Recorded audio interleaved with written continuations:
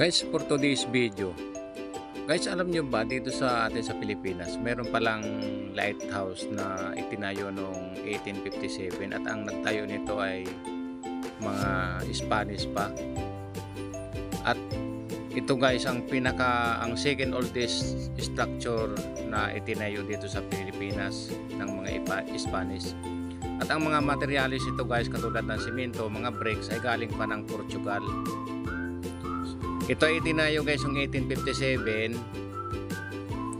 na magsisilbing parula dito sa may Panay Street sa mga dumaraang barko papuntang Western Visayas. O diba guys? At ang kagandahan nito guys, yung mga bricks na talagang ginamit dito galing ng Portugal. Walang mga reinforcement na bakal na ginamit dito na magsisilbing pampatibay guys.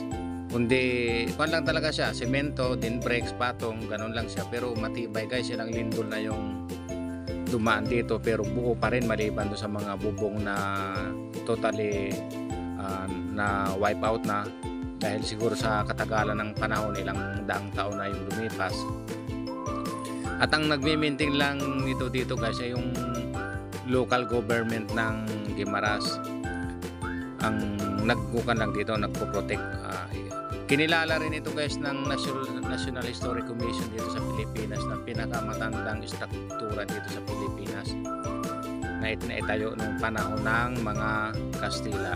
So guys, 1857 guys, so hanggang ngayon nakatayo pa rin yung bakal na yan na magsisilbing parula o ilaw, taga-ilaw sa gabi ng mga nang-navigate o mga dumadaang barko dito sa may Panay Island.